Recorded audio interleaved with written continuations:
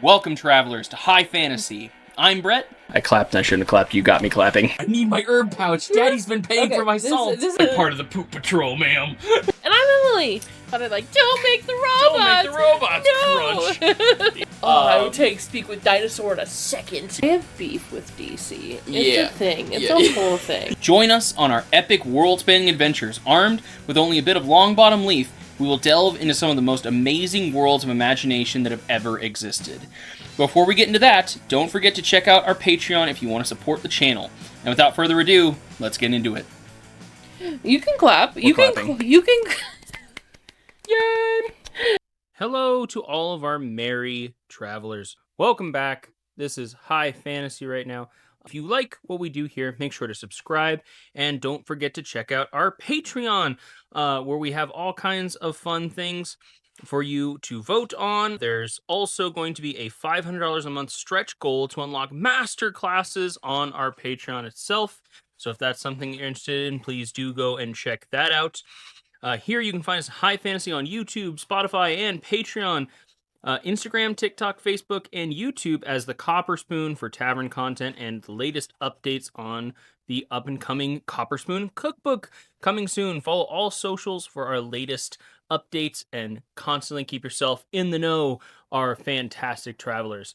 Without further ado, let's get into the episode. All right, everybody. Welcome back to another episode of High Fantasy. I'm Brett. And I'm Emily. And today we are going to be talking about the deep, dark future for humanity, where in this dark future, there is only war.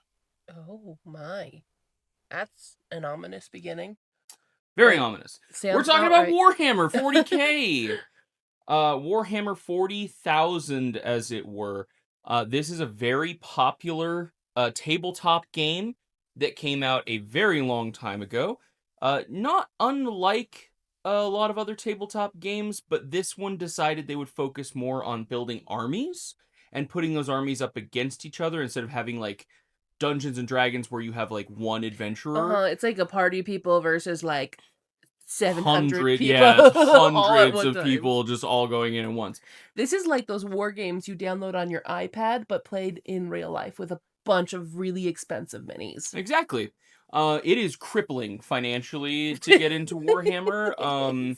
Unless you just have a butt ton of money for some random reason, it will financially cripple you. Hobby for the rich or the ones who spend all of their money on Warhammer. Yeah, if that is like the only thing, if that's the only hobby you have, you know, you could probably get away with it. So first off, we're going to talk a little bit about the tabletop, and then we're going to go into what this is. All right. Right? So with the tabletop, the idea is most people do things called, it's a point buy system. So let's say I want one little marine guy, right? Maybe he's 10 points. Well, you have about 2,000 points in most games. So 2,000 points to just build your army with. So everybody gets the same amount of points, and then it's your choice to delegate what you spend your points on. Exactly, yes. You can also add points by giving your squads of people different guns. Oh, so you can add extra points to that 2,000 total? Yes, exactly. So, like, let's say that little marine guy was 10 points. Well, maybe I want to give him a Gatling gun. Maybe, okay, well, that's like 5 extra points right there. So, are you spending the points from your total, or is it like a pay-to-win system where you buy the gun and now you have 2,005 points instead of 2,000 points? It's coming from the total. Okay.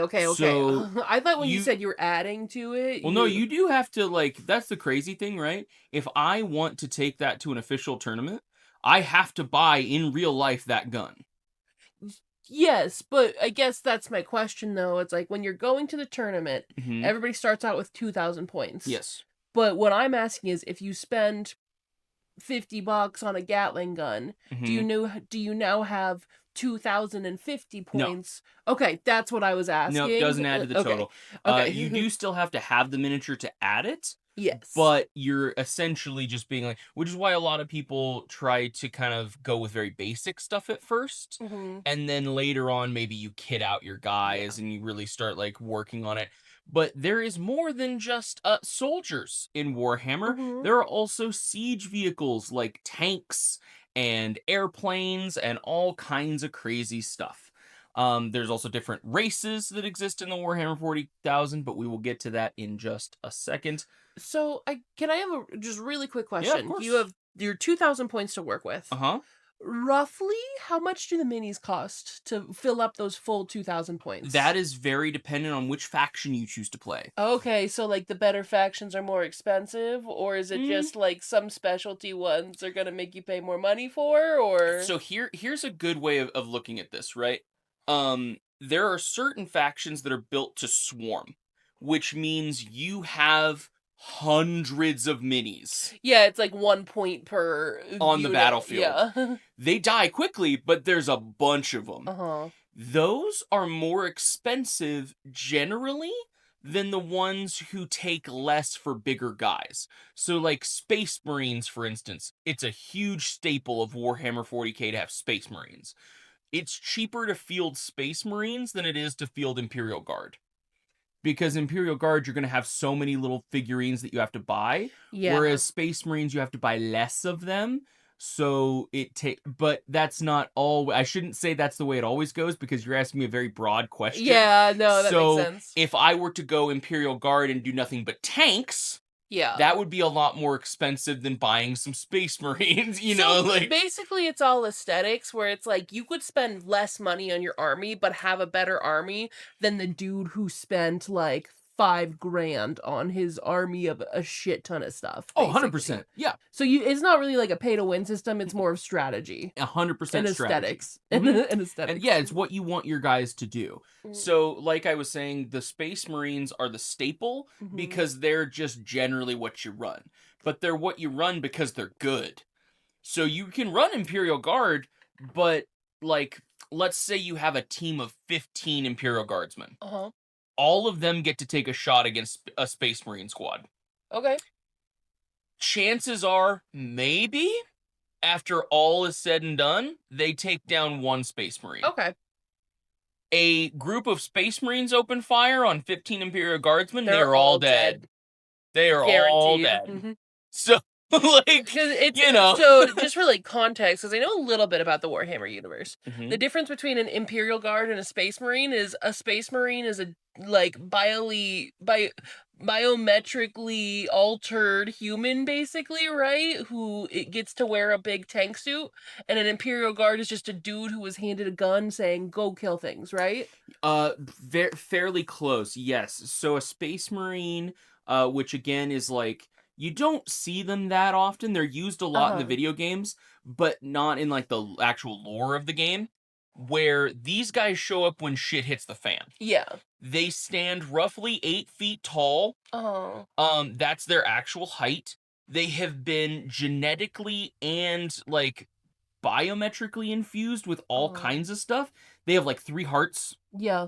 They have the ability to spit up acid, which is Mhm. just something humans should not do, but they Uh can huh. just there's a special gland that was basically inserted in them that allows them to just bleh if they ever have to. And it's kind of like Witcher style, where only men can be Space Marines because women can't like The the process, yeah. process to become a Space Marine was not made biologically for women, so Mhm. women can't become them, right? That was initially the idea. There's a lot of backpedaling there we're finding out Yeah, more, that's fair. but yes, initially the idea was, and I guess this is a good time to get into this a little bit. Um, each chapter of Space Marines is based off of a Primarch. Okay. That's your big daddy. That's the big boy that Yeah, sits up at the big top of daddy. all of his sons is what they're called. So, for instance, there's a group called the Salamanders, and they all look very similar to their Primarch Vulcan, and they use his ideology and his like viewpoints to choose everything that they do. Yeah, it's a very much, from what I've seen, a game of aesthetics of like, "Ooh, I think what these guys do is cool, and I like the way their gun works, and I like the way that they stab people." Yeah, because salamanders focus on flame weapons, like big, Uh-huh. heavy flamers. They're also some of the largest space marines in existence, just big, tanky boys that love to get right up in your face and just burn it off. Aren't the salamanders the ones that everybody is afraid of, but they're just kinda big teddy bears who wanna protect people? Yes, so again, going back to, like, their father's, gene seed, That yeah, sounds so I know bad it to sounds me. really bad. Um, they all look like Vulcan. Well, Uh-huh. Vulcan comes from a volcano planet, Yeah.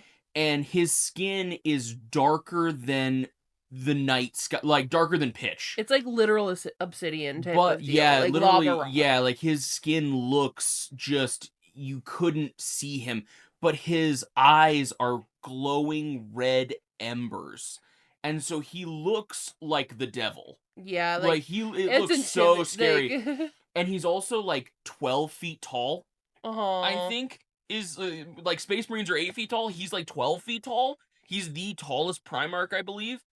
But also all of his sons, because they have his genetics, Uh-huh. look like him. So they're all a little bit taller than most Space Marines, and they all have that really, really dark, like, it looks like they have literally crawled their way up from the pits of hell to come get I you think it's the glowing red with eyes the too glowing that, red eyes like, that just like, oh, yeah, no. that's it. Because all you see in the darkness is like this hulking figure and these glowing red eyes coming after you, and you're like, "Oh Although, no." I gotta say, smash. Smash.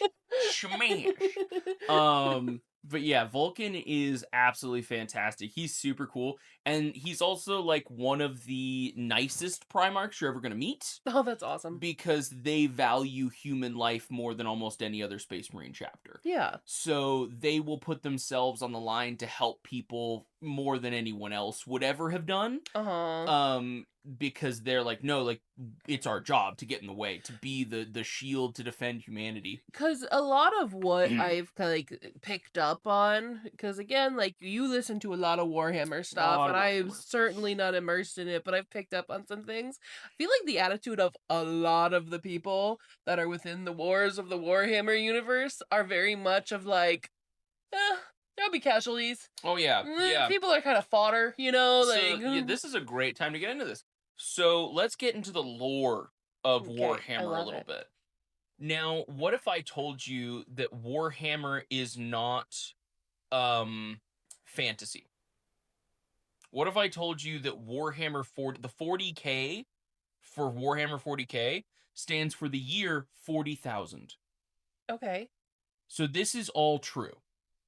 So this is canonical to like our Earth right now would turn into this Yes. eventually. Okay.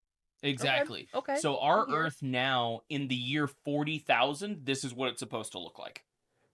Watch it all be correct. I'm like, they've got a long time to be right, I guess. Like, Somebody get on it. Somebody start working.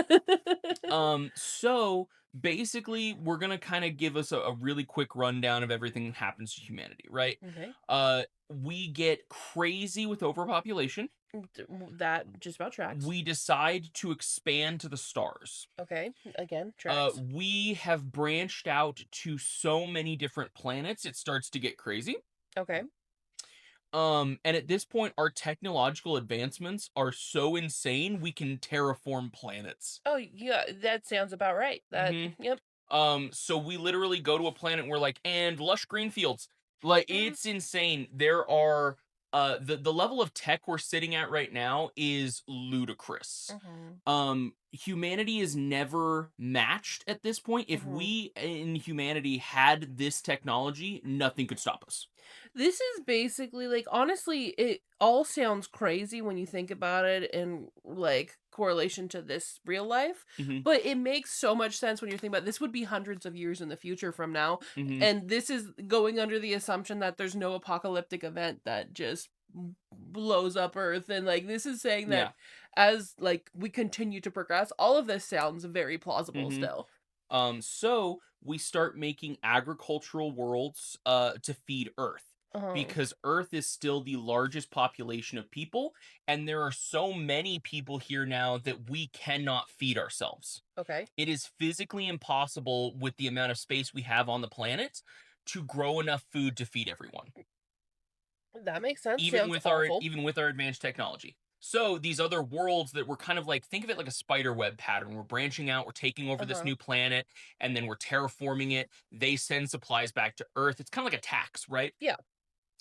Well, everything's going super hunky-dory. And we hit like a golden age where we are taking over the galaxy Okay. at this point.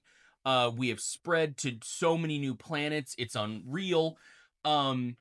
And then one thing happens that is kind of the pivotal turning point for humanity. We made a bunch of AIs, and they're called the Men of Iron. Okay. Now, what the Men of Iron are supposed to do is they are built to help humanity grow and spread themselves through the stars. And they do great at this job until they develop sentience. Oh, wow! AI develops its sentience? I knew this conversation was going to turns on all of humanity? The only unrealistic part about this is that it took an extra 200,000 years to get there! 200,000. Oh my goodness. But yes, so the Men of Iron turn on humanity. Now, here's the biggest problem that happens here. We lose all communication between all the planets. Eventually, through the machine uprising, we win. Yay us, right? We're no longer on Earth getting supplies from other planets. So, mass hysteria, you have a whole bunch of mob mentality. Everybody, like, people are getting murdered over a slice of bread and a half cup of water. It's not good. It's not good. I was gonna say, with that many people on planet Earth, like that many that you can't have agriculture, that sounds awful to me.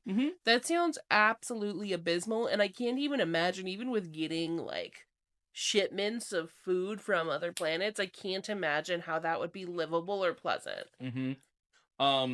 So with this, we enter a new age. Pretty much AI isn't really a huge thing, but humanity is a shell of itself. So, and we're kind of viewing this from Earth's perspective at this point, not any of the other worlds, because we don't know what the hell happened to them. Yeah. But Earth is kind of a shit show.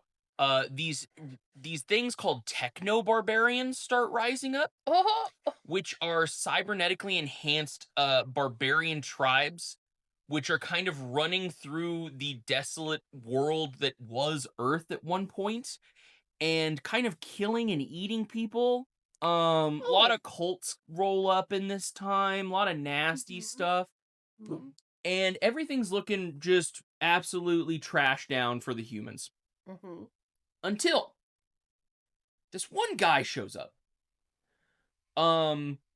He is like, again, like maybe 13 feet tall. Okay. And this guy's a beast.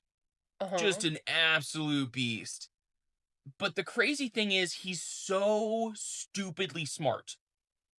And he's so stupidly charismatic. I have a feeling I know who this is. And he's just good at everything he's doing. He single-handedly manages to unite the entire world. All of Earth. This guy would later be known as the Emperor. Yup, the Emperor. Big Emps, as it were. Yeah, MP. Basically, this guy created his own, like, in a... I don't remember if we ever are 100% told this or not, but he had, like, a fortress in the Himalayas. Oh, okay. Where he bred genetically modified warriors called the Thunder Warriors. Oh, I've never heard of these before. We're talking, like, 11-foot tall beef. Yeah, baby. These guys were built to fuck. And fuck they did. Really? Yes. They went out and with his Thunder Warriors in tow, went through barbarian tribe after barbarian tribe, murdering all of them. Okay, when you said fuck, my mind went to a little different situation. It was like, oh, the barbarian? Yeah, they took no prisoners. Yeah, okay. Now Okay. here's the other thing about the emperor. He does not like religion. Okay. And he once again single-handedly with his Thunder Warriors decided they're going to abolish that. So he went to every church. Okay. He went to every chapel, every monastery. And he's like, "Yeah, no, this is some bullshit. Either you're a part of humanity or I'm going to kill you." And a lot of people died for their beliefs because at that point, belief was extremely strong because there was not a whole lot of people still just like doing well on Earth, let's say. Yeah, it's like, who's gonna believe in humanity when you're being like told Yeah. by AI that you're gonna die if you believe in humanity, you know? Yeah, so people found comfort in religion. And he's like, "Nah, that's weak. That's fucking weak. Weak sauce. Weak sauce. I am your god.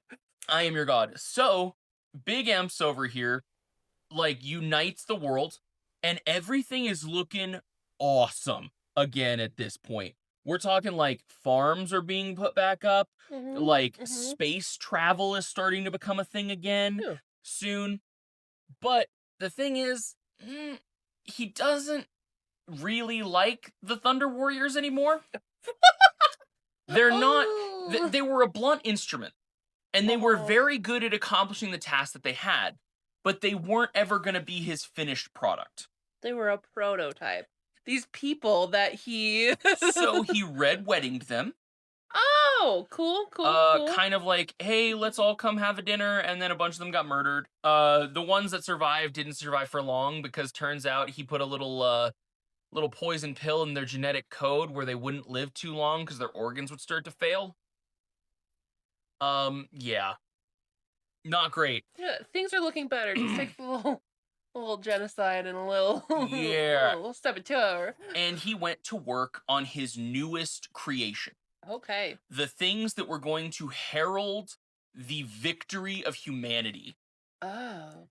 A fighting force that could stop any invasion, could deal with any problem. He went to work on his sons, the Primarchs. Okay.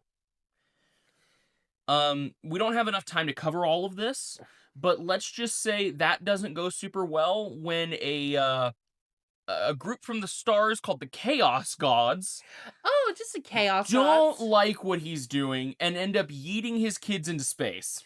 Oh, we love that. We're using the term kids very loosely, right? Well, not really. They are literal babies.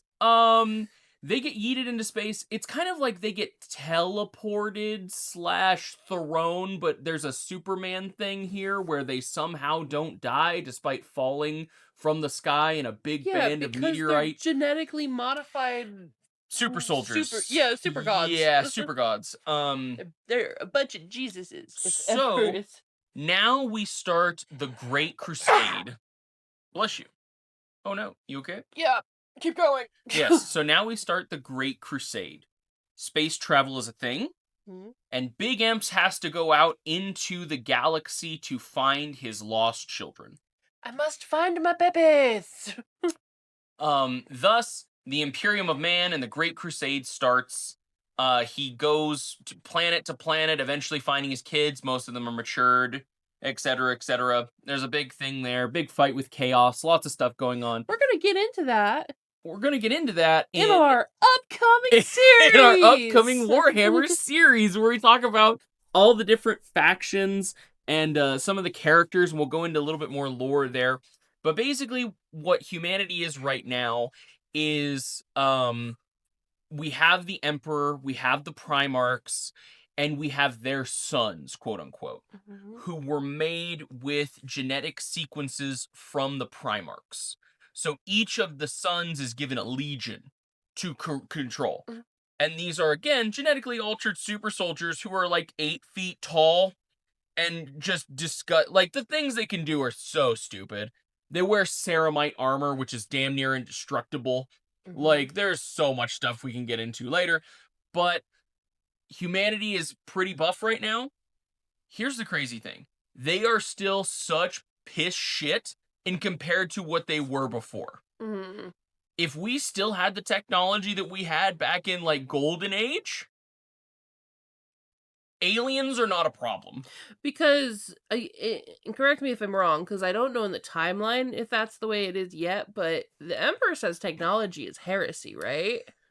AI is heresy. AI is heresy, but not technology. Not technology. Inventing is heresy. Oh, so You're not allowed to invent something. You're not allowed to have AI power something. But what you can have is you can have servitors, which are people. Basically, you stick a human skull with a brain into a computer, and you have it run the program. But it's not heresy. It's not AI because it's a person. It's a brain. It's a which brain. means that's human. Mm-hmm. The fuck?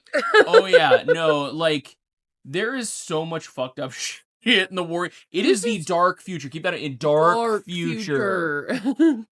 So no one here is having a great time. Yeah. But the Imperium of Man would eventually end up with over 1 million worlds. That's a lot of worlds to keep track of. Yeah. Yeah. That's too many worlds. We're talking about billions upon billions of soldiers. That like, it's in the trillions for sure, but each planet produces what's called the Imperial Tithe. And the Imperial Tithe is, I want 50,000 soldiers every year. That doesn't sound like a lot, honestly. But you have to do that every year. Or, you know, it depends on the world, like the planet, right? And each one of them have their own specializations. Like there's Catachan, which is kind of like the jungles of Africa, but on crack. Everything wants to kill you. Everything wants to kill you on Catachan. It's considered a death world. Okay, here's my question. There's all of these different people, right? And obviously a big part of this is the armies in the war. What are there just normal people? Like, what do the normal ass people who are just living their day-to-day life look like? Okay. So let's talk about a hive world. Okay. Now, a hive world is basically they have carved out a huge chunk of the planet via terraforming ability, and they have built New York mega times 10. Cool. So potentially like billions and billions of people in one city. That gives me so much anxiety. Like, the entire population of Earth right now would fit maybe a quarter of one of these cities. That stresses me out so much. I hate cities. Yeah, the Imperium at this point is a dictatorship. So it's you give everything and anything to the Imperium. Because you're humanity fighting for humanity's cause. Now I will say, here's kind of a fun thing. Racism doesn't exist in the 40k universe. Oh, really? No, but speciesism does. Oh, because there's a bunch of aliens. Xenophobia is a huge thing. It never ends. We don't have laws in Warhammer 40k like we do in the real world here, because they can't afford those. Things like niceties really go out the window. And the cheapest thing that the Imperium has to offer is human life. They just don't give a shit. They don't give a shit. Do whatever you want because too many of you anyways. So the idea here is that there are atrocities committed because it's all in the name of humanity. So, you know, like Soylent Green is people? No, I have no idea. Okay. Sorry. Well, there's this food source called corpse starch. Okay. It's kind of like a block that you get. And it comes in different flavors. Kind of like Spam. Okay. It's people. That's awful. So if there's like a Jack the Ripper situation where a bunch of people are getting murdered, nobody really cares. Well. So there are rules. Yeah, so it's like military state times 1 billion. So it's like you're not allowed to do anything that a soldier would be mad at you for, but the soldier gets to decide right then and there in that moment if they care or not Mhm. and what they care about. Yeah. So like if they saw somebody get murdered on the street, they could either be like, "I'm going to kill you," Yep. or they could be like, whatever," and like Mhm. go eat a biscuit for breakfast. Yeah, so there is the idea that like there's so much population in the Imperium that it's really hard to govern that, and it's extremely Yeah. hard to be like, what kind of law enforcement can deal with trillions, you know? Yeah. Like that's insane. But the answer that the Imperium came up with for this was the Arbites. You know Oh, Judge Dredd? yeah. It's that.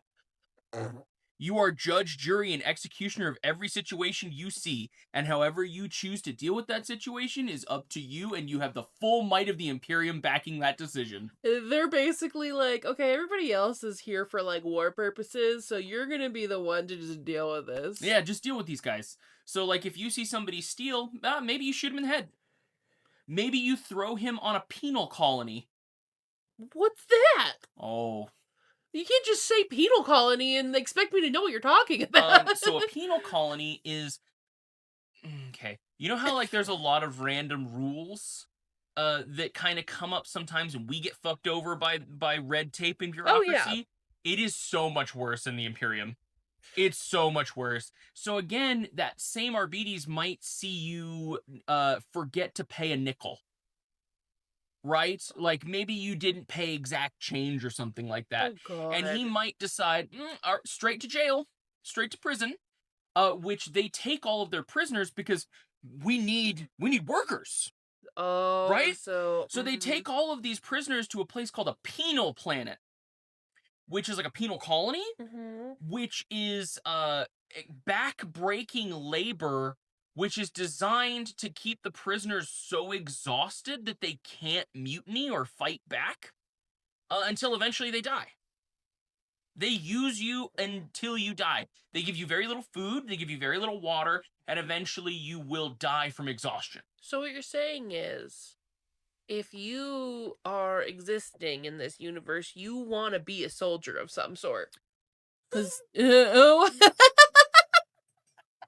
okay, everything is bad, and you just want to kill yourself if you live in Warhammer 40k. For the most part, for the most part, you're really not wrong. Fucking shit! No Um, silver linings ever. So there are things called underhive gangs. Okay. These are people who refuse to submit to authority and have built entire systems of crime in the underhives of these hive worlds. Okay. And these gangs that form basically give the middle finger to the Arbites because they're like, fucking come get it then. And the Arbites don't generally have the capability to come get them. There aren't enough Arbites to stop these underhive gangs a lot of the time. Basically, there's just too many of them? Or... There's too many of them and they're extremely crafty little shit fucks. There's so much guerrilla fighting, it's insane. Like maybe the food supply that was supposed to go to the Arbites, no, that got bombed, or maybe it was poisoned. Like no. they do some crazy shit. These Oh, underhive no. gangs. Did your supplies get bombed, Oh, woo. Yeah, the underhive gangs are kind of a whole story in themselves. So here's the thing I think I want to kind of clarify. The Imperium has so many subsections of what it is that we could talk about those for hours and hours and hours. But the main thing to get into is that humanity in and of itself is the Imperium. Yeah. And the Okay. Imperium exists to keep humanity alive. Mhm. In the grim dark future of Warhammer 40k, there is only war, is the tagline for Warhammer, because when we were out in those stars, there was a lot more than humans out there. Mhm. And a lot of those things didn't really like humans. Shocker. So let's talk about the orcs. Orcs. Orcs. So the orcs are it's exactly what you would imagine. It's an orc from like fantasy time. They all talk with a very Cockney accent. The best thing about the orcs is they are fully powered on rage and imagination. Oh, I freaking love the orcs. They think something and it happens, right? Yep. So if they all believe something hard enough, they have this weird psychic power to just make reality change to be that. So, like, here's a good example. They believe all colors have a purpose. Uh-huh. So, red makes it go faster. And so if you paint a car red, it will go faster because they believe the color red makes things go faster. They don't even have bullets in their guns, right? They just believe they have bullets in their guns. They do believe they have bullets in their guns. Their weapons should not work. Their cars should not work. None of the orc, let's say, quote-unquote, tech is actually functional tech. Their wheels are just squares. They can! They can do that! So this sometimes can be non-super beneficial for them, because if you can trick them, Uh-huh. it turns out pretty great for you. I don't know how canon this is, or if this was just a fun fan thing, but there was a bunch of guardsmen, and they were all pinned down by a fuck ton of orcs. Uh-huh. They had used up all their ammunition, all their grenades, they had nothing.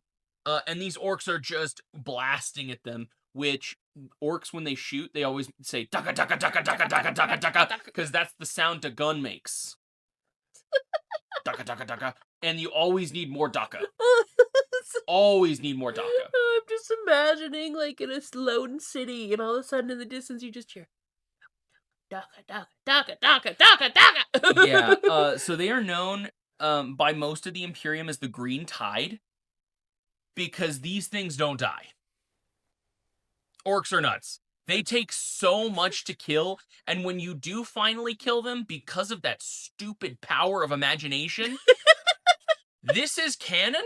One of them got their head cut off, and one of their mad docs grabbed it, sewed it back on, and the orc was fine. Because the doctor imagined. Because that's how medicine works, boys. Yeah, let's grab his head and I'll put it back on it, and a little bit of sewing, and then good to go. Orcs also don't really feel pain. Oh my god, okay. Ever. So there's a terrifying excerpt from a guardsman retinue. We fired until we ran out of ammunition. We fired our las guns until we ran out of ammunition. We fired the mortars until the barrels melted. We used every landmine and every grenade we had, and they just kept coming, laughing all the way. Jesus. Because they don't... Orcs love fighting. Oh, they love fighting. They call it crumping. Mm-hmm. Go get good crumping in. And they love just bashing on oomies. That's awful. Really quickly, I definitely interrupted you on your story of the orcs and the guardsmen. Oh, yes. So they're pinned down. They're out of ammunition. And these orcs are coming up. Daka, daka, daka. And the guardsman captain has this idea where he grabs his las gun. He stands up and he points at one of the orcs. He goes, bang! And the orc falls over dead. And so all the other guardsmen grab their las guns and go bang, bang, bang, bang, bang, bang, bang, bang, bang, bang, bang, bang, bang, bang, bang. And all these orcs die. All of them fall over dead. Because that's the sound a gun makes. So they must have got shot. Until... No. A group of orcs cresting a hill just won't go down. And they're saying something, but they're so far away they don't quite hear them until eventually they get up there, and it's like 10 orcs carrying another 5 orcs in like a pyramid formation, and all of them together are just saying, I'm a tank, I'm a tank, I'm a tank, I'm a tank, I'm a tank, I'm a tank, I'm a tank.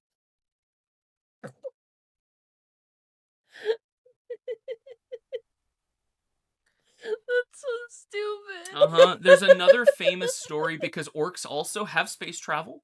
Okay. Somehow. Because they believe they have space Because they believe travel. they do. And they're like, this group of orcs sees another group of orcs on a pirate ship flying through space. But they're making like repairs to it. Like they're fixing the sails and everything. So this group of orcs in like astronaut suits jump over, and these other orcs do not have astronaut suits on. And they're like, oi lads, what you doing? And they're like, oh, we're fixing up the ship, you know. And it's like, well, you know you can't survive in space without helmets. Where are your helmets? And they all die. Because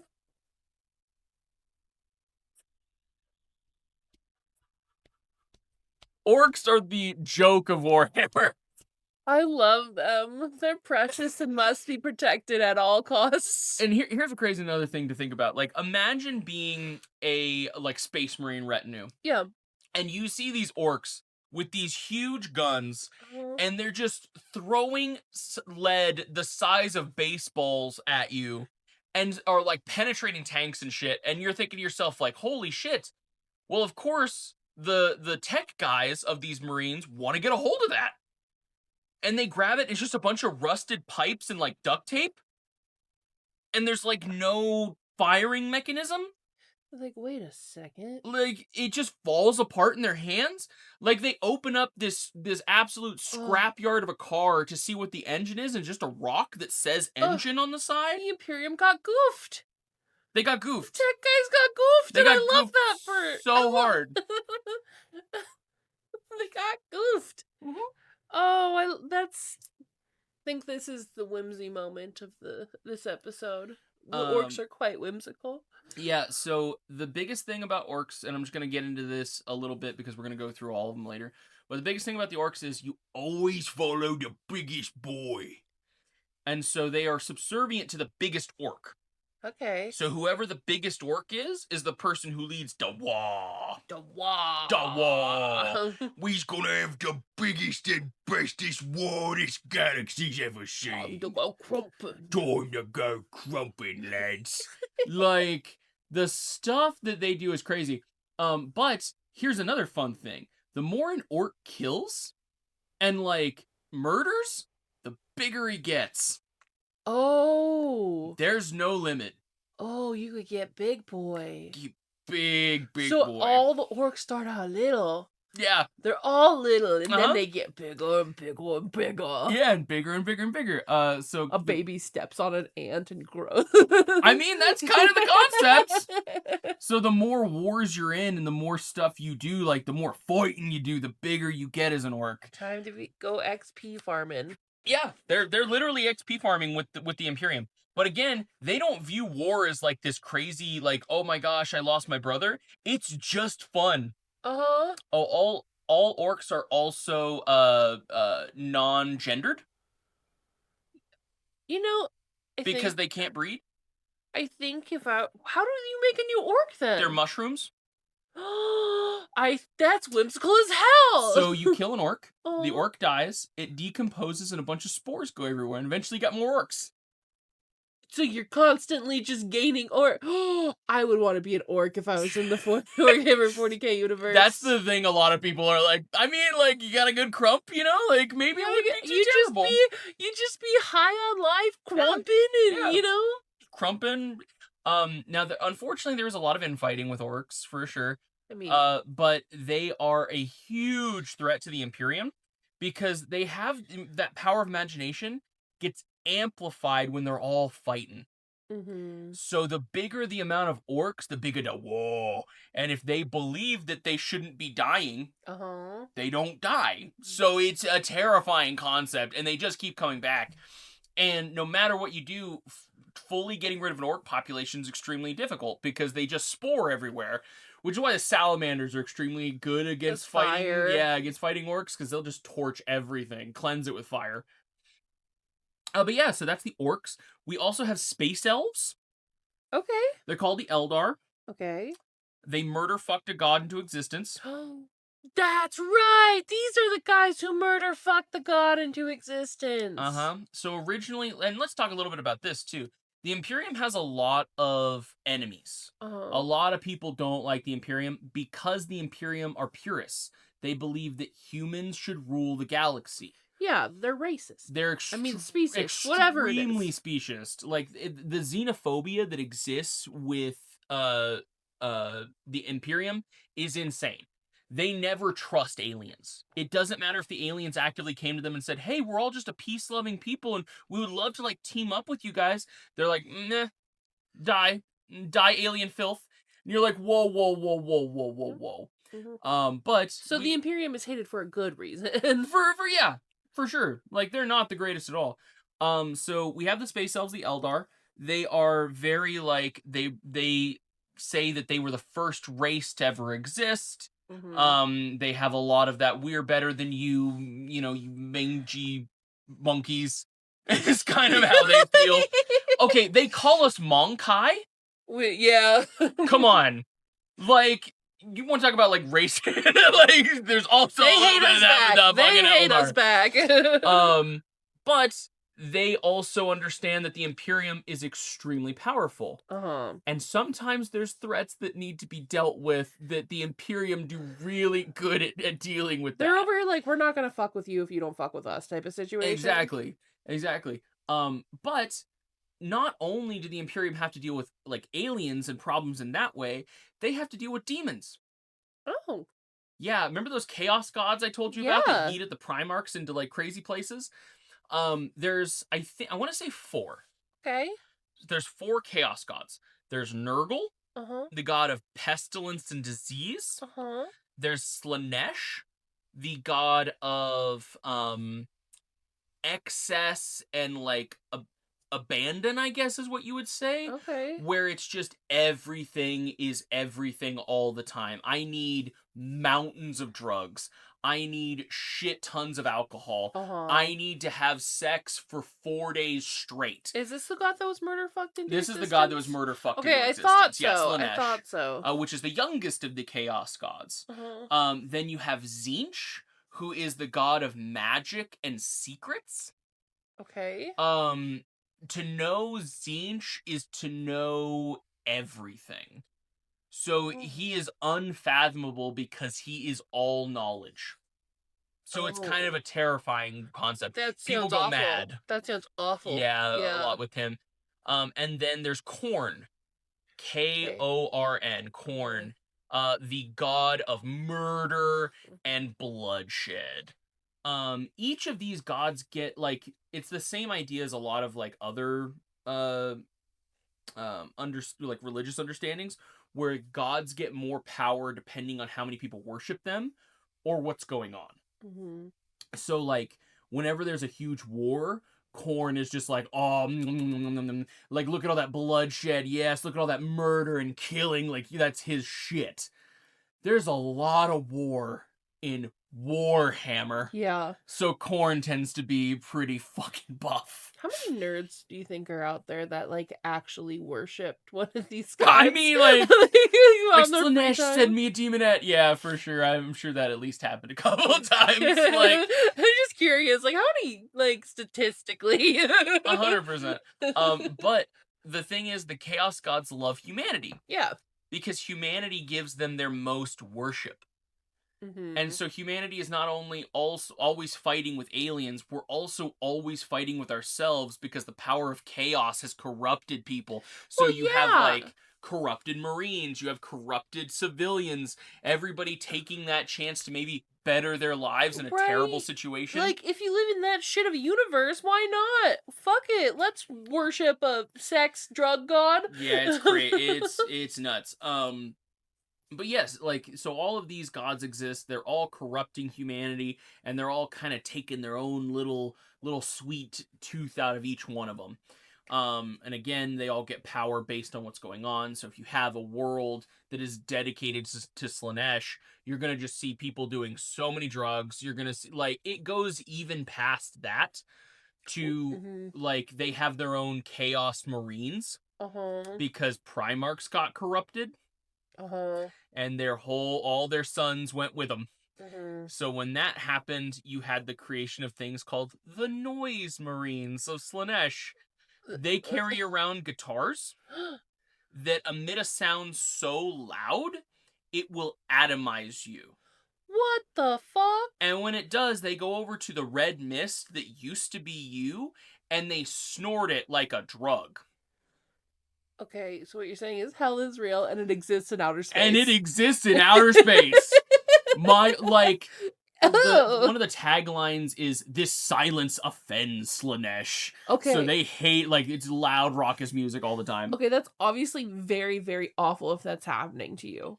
But again, I see the appeal of doing it in that universe where it's like, if you're just like a dude and you're like, I don't want to be a soldier and go through these genetic experiments and die. Maybe I just become a guitar dude for this evil guy because it seems like he's having fun. For sure. But yeah, so I think that covers the Eldar, that covers the Orcs. There's a few other ones, but one of the ones I really want to talk about, just to get an overview of it, are the Tyranids. The Nids. Now, here's what I want you to imagine. Okay. Imagine the edges of the galaxy like a flat map. Oh.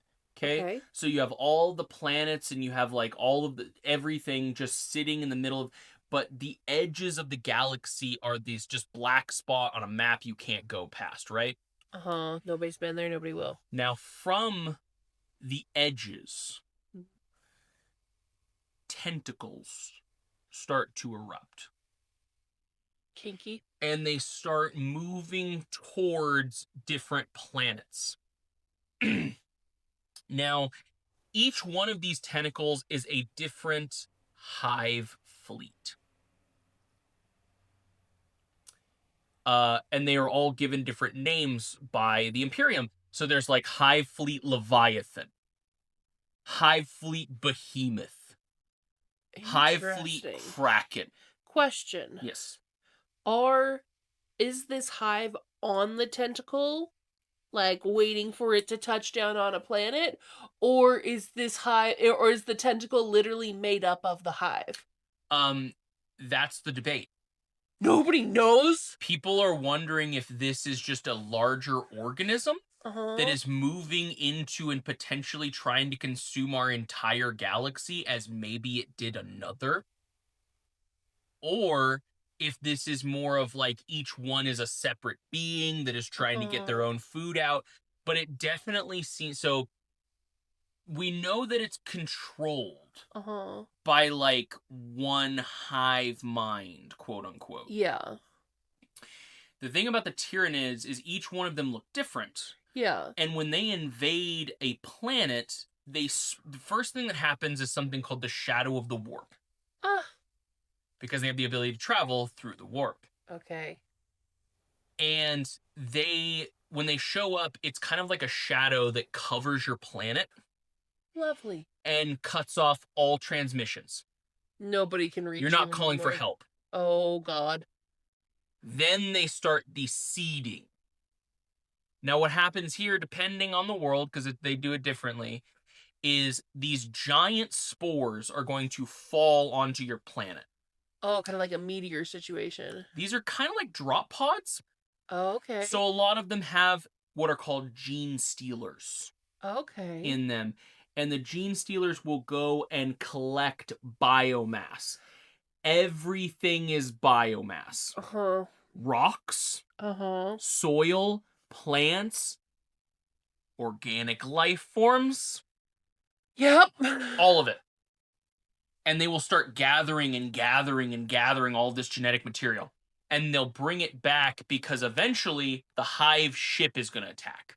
Now, it's the gene stealer's kind of purpose on the planet to weaken those defenses. So they come up to like start hitting strategic points, destroy any anti-air stuff you might have down there. Like you're gonna eventually figure out that they're coming. Yeah. Because they're fucking your shit. Yeah, they're fucking yeah, you're getting reports of attacks. People are getting dragged away in the night. Whole towns are going missing on this planet. Is it like stealthy where it's like people are like, I don't know what it is? Oh, so people aren't even like, oh, this is definitely... Not at first. Oh. If you're not told, if you're not in the know, if you're not ready for an attack like this, that has happened to a lot of planets where they were like, what the fuck is going on? Oh, that's Okay. Now, at this point, the hive fleet is over your planet. And is this like the full tentacle that is coming from the... This is the large hive ships that are coming in at this point. Okay. And again, their whole point is to collect biomass. They use that biomass to make more Tyranids. And eventually, once this planet has been stripped of all biomass, literally left a withered husk of a planet floating through the universe or in space, Then they will move on to the next one. Oh my god, okay. And they collect more and more and more. And every planet feeds that tentacle. And they're... Oh, so it's taking it back to the tentacle. Yep. Oh god. And now they make more. And more. Oh god. And more. Now, here's the other shitty thing about them. You can't really kill Tyranids. Mm-hmm. Because the Hive fleet, like, think about it like a giant green pool, right? Mm-hmm. And there's like a mineral cost up in the top left-hand corner where you can just choose to make like 30 Zerglings. Uh-huh. Well, every time these little Tyranid guys come out, you're basically gathering Zerglings StarCraft. So sorry. Yeah, but they have the same thing. They're called Ripper Swarms. Anyway, you don't want to go into Ripper Swarms. So every time a Tyranid kills something and makes it back to the ship, your biomass meter goes up. Okay. You can choose to make more things.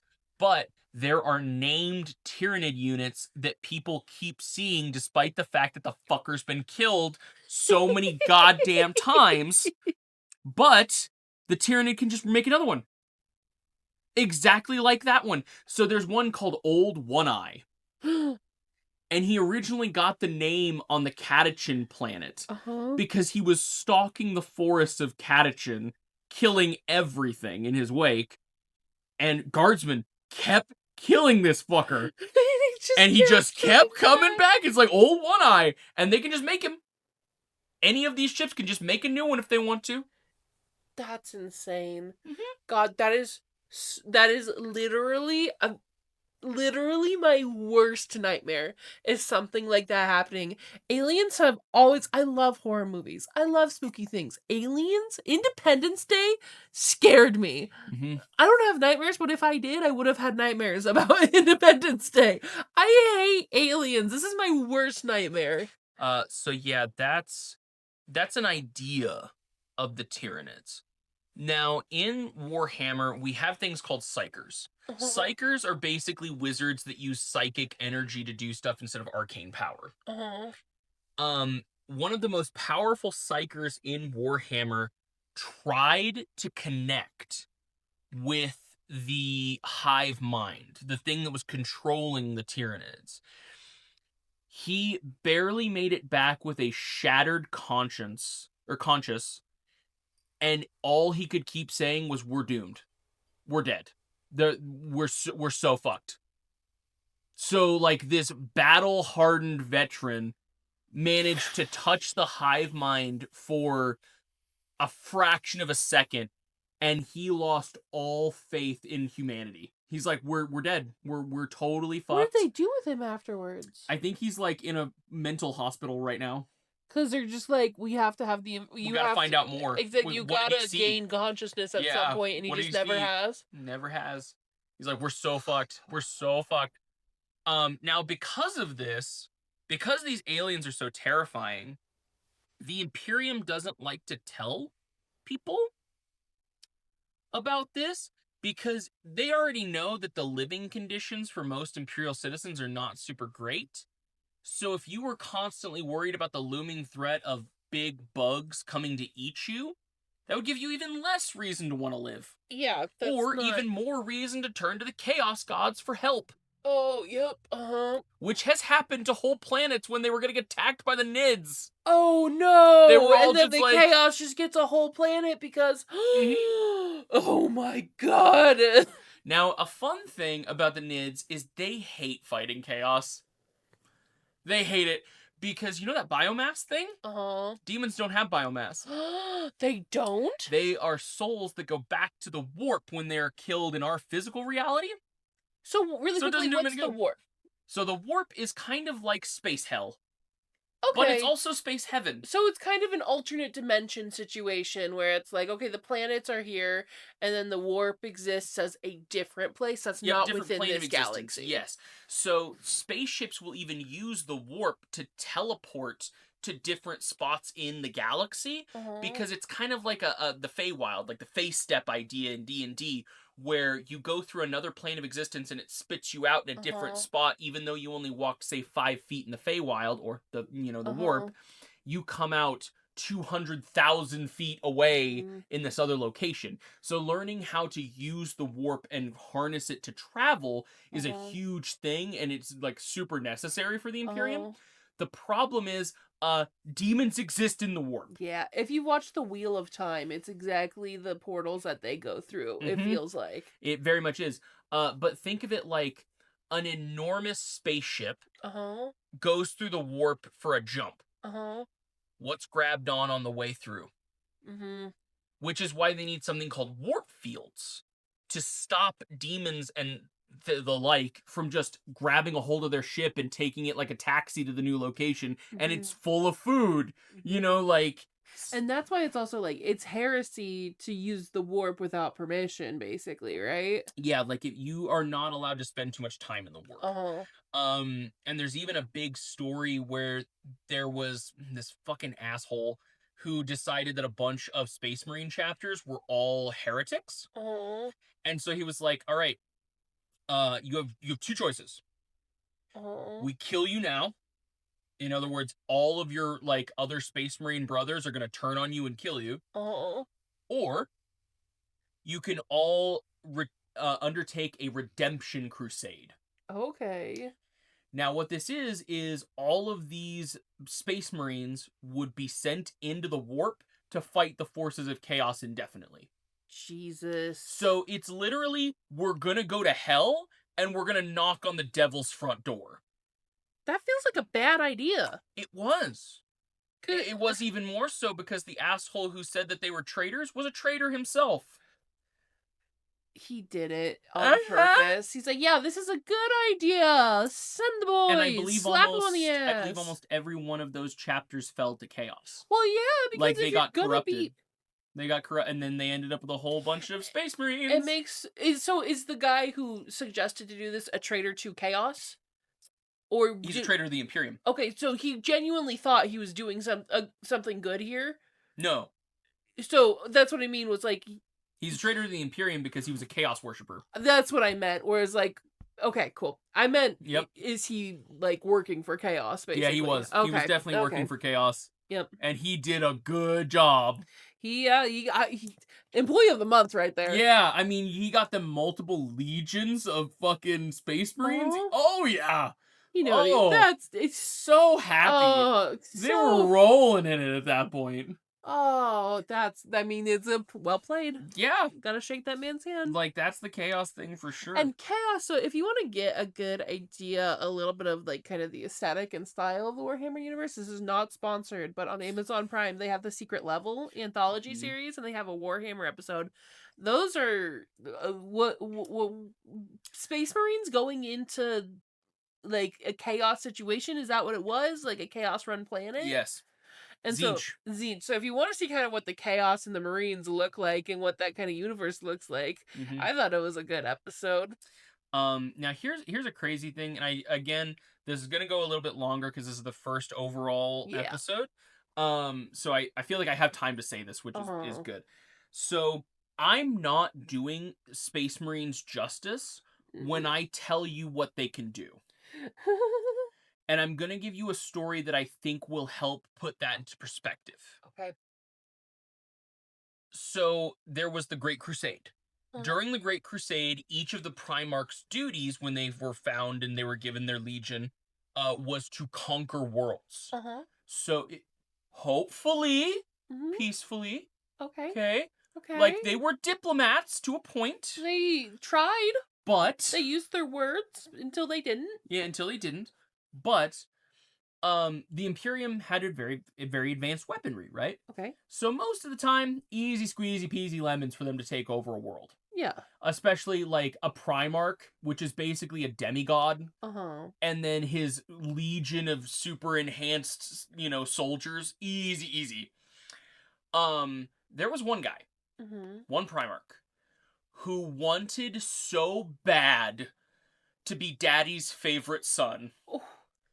Oh, he wanted it so bad. Oh, so and bad. His legion was called the Emperor's Children. Oh, that's a teacher's pet if I've ever heard of one. Yes. Now, he was obsessed with perfection. That was his big thing. Everything, his Marines had to be better than everyone else's Marines. He had to be better than every other Primarch. He had to be faster, stronger. His hair had to be more beautiful than theirs. Like, everything about him had to be better.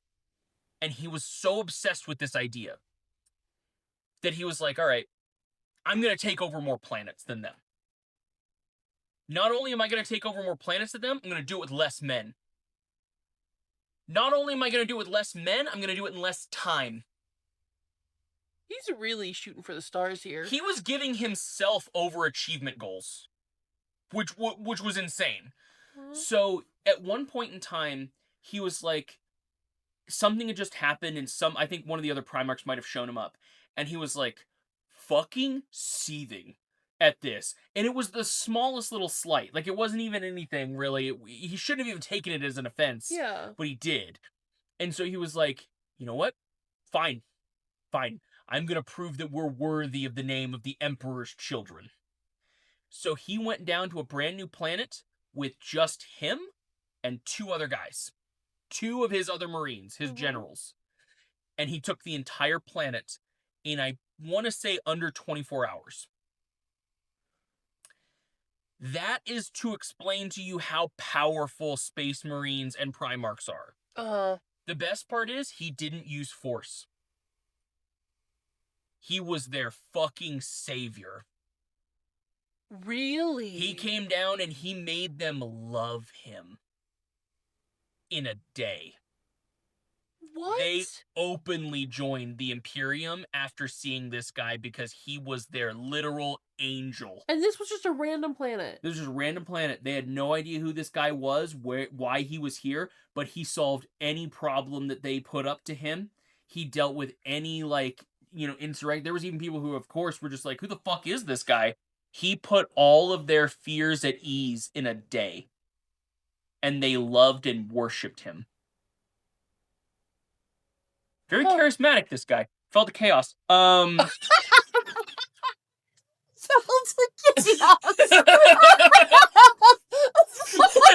So casually, you're just gonna drop that bomb on us. That dude, he's a bad guy now. Oh my god. Okay, with that, how long did you want to make this episode? I guess I should ask. We can do like an hour, and I was gonna say, if you have more for the broad, I'm happy to hear for the it. broad strokes. But if you wanted to, I thought we could also give people a list of what some of the upcoming episodes are gonna be about. Oh yes, for just sure. Some of the different factions that we are gonna cover more of.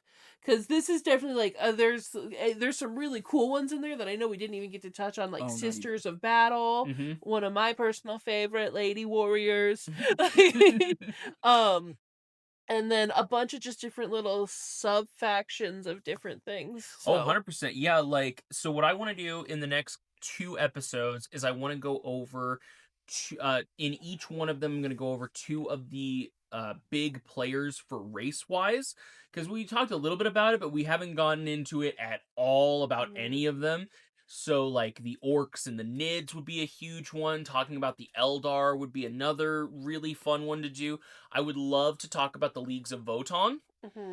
And then maybe we do another episode on, the Imperium in general, where we go over more of the sub-factions that exist in the Imperium. Because the problem is, you have Tau, and you have Orcs, and you have Eldar, and et cetera, et cetera. But then you have the Imperium, and the Imperium has all of the different legions of Space Marines you can play as, and they all have their own aesthetic, and each Primarch thing going on. You have the Legions of Chaos, which, once again, the same idea. They have their own, there's the Death Guard for Nurgle, there's Mortarion, there's all the different, Primarchs that fell to Chaos, all that fun stuff. We could do an entire podcast on just Warhammer. There's many people who have. So I think I'll do the 3rd episode on the Imperium and Chaos. Okay. And we'll talk a little bit more about, the sub-factions and the genres of people that kind of exist in there.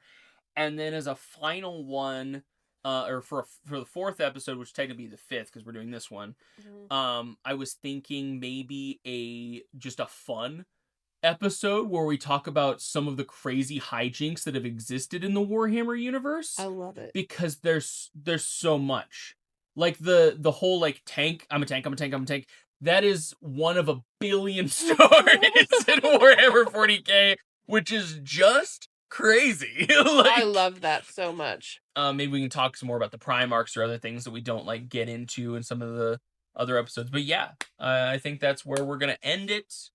If you let us know if there's something specific you want to hear us talk about.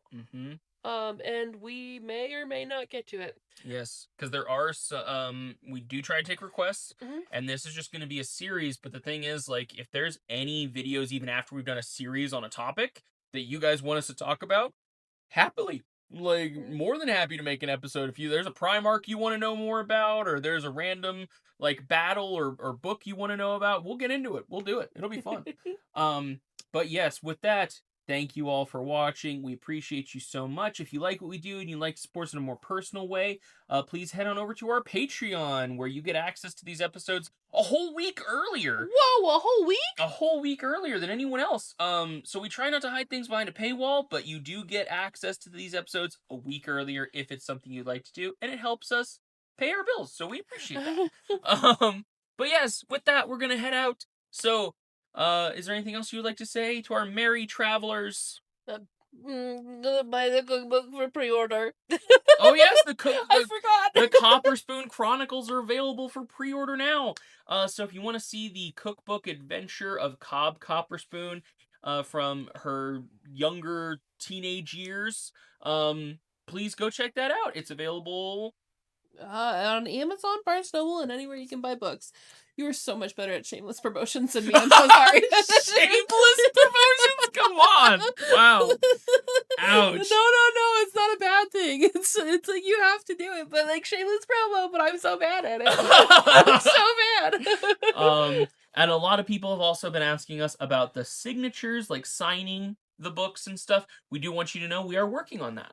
We're getting answers. Yeah, we are getting answers. We're figuring it out. So, until next time, merry travelers, goodbye! Bye!